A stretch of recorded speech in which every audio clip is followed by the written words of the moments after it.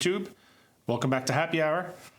Today we have a pretty interesting whiskey from a company that, unless your best friend's a reindeer, you may not have heard about it.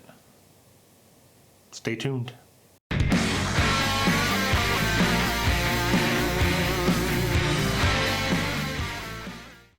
Hello YouTube. Welcome back to Happy Hour. So you can tell from my intro, I kid the Finns. Today we have a Finnish whiskey. Yes, that's right, a Finnish whiskey. I've had one sip out of it, as you can see, and it is pretty incredible stuff. I just had a sip of it a few minutes ago, and it made me want to do a review. That's how most of my reviews, I plan to do reviews, and this bottle versus this bottle and this and that, and I think I get paralysis by analysis, and I end up more than half of my reviews probably are, I go have a sip of something, I'm like, let's go do a review. So anyways, a Finnish whiskey. So this kind of caught my attention. Well, it started with, I think I was doing a review. I think it was a review of, Macallan 12 versus GlenDronach, I believe. And one of the YouTubers commented, I can't remember your name right now, but I'll post a little thing here if I remember.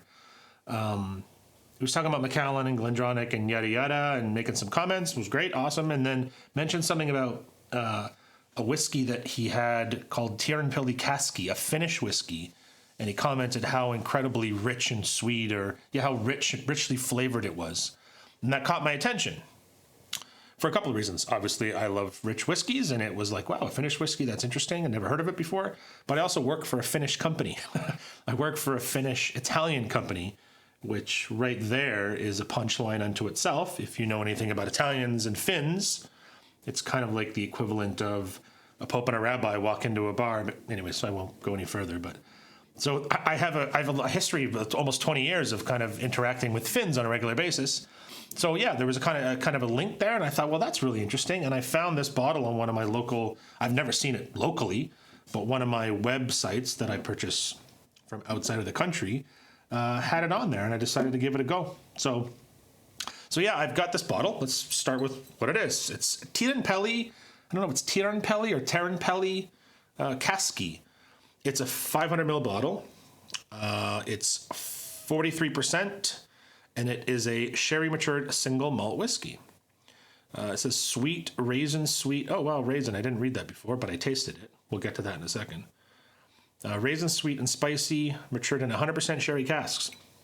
So yeah, the first sip I had, it's very much in the Scotch whiskey vein, but it's really quite interesting. So I did watch a quick review from, I think, Horst Luning.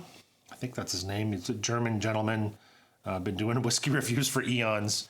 And he had what looked like an older bottling, an older label at least. I don't know. I think the video was maybe 5 or 6 years old. But he had mentioned there that he thinks this stuff was aged. I couldn't see anything on the website or on the bottle, although I don't really read the bottle that much. But he'd mentioned that he thought it was aged for 4 or 5 years, so not very long. It's a non-age stated whiskey, obviously. So 4 or 5 years, but completely in sherried casks, which is kind of interesting as well. It's kind of in that, for such a cold country, I don't know what they're doing, if they have them in heated warehouses, or I don't know what they're doing, because Finland is not a warm country, right? Like our bourbons generally, you can only, a 4 or 5 year aged bourbon out of, Tennessee or something, or Kentucky is quite dark and quite rich because of the heat, right?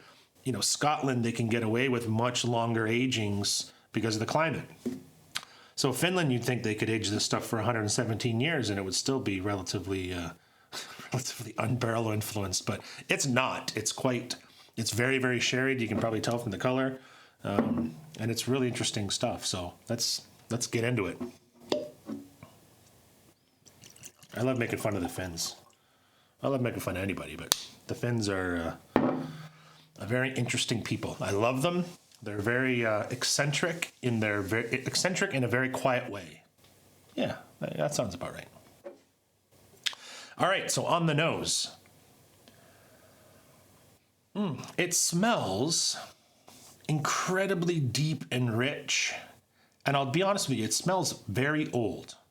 If someone was to slide this over to me without me knowing what it is, I would think right off the cuff that this was a pretty well-aged sherry Scotch whiskey. And I'm thinking in the vein of, like a 15-year-old Glenallachie, Glendronach. I'm not that familiar with Tamdhu. I've just got a Tamdhu batch strength, but, reminiscent of those deep, rich, sherried influences, but with the age kind of rounding everything out. That's my first instinct. But that raisins, the thing that I mentioned that it says on the bottle, which I tasted the first sip I had, I can even smell, it smells like almost like a rum raisin cake. There's a little bit of like orange, like an orange, chocolatey orange zest. I don't know if you remember these, there's like these oranges that you can get, chocolate oranges basically. You kind of crack them and they break apart. So it's like orange chocolate. There we go. It's orange chocolate. But that's what I smell, this kind of orangey chocolatey note. And raisins and figs, it's like stark stewed fruits. It smells incredibly old. Incredibly old sherried Scotch whiskey. All right, let's have a sip.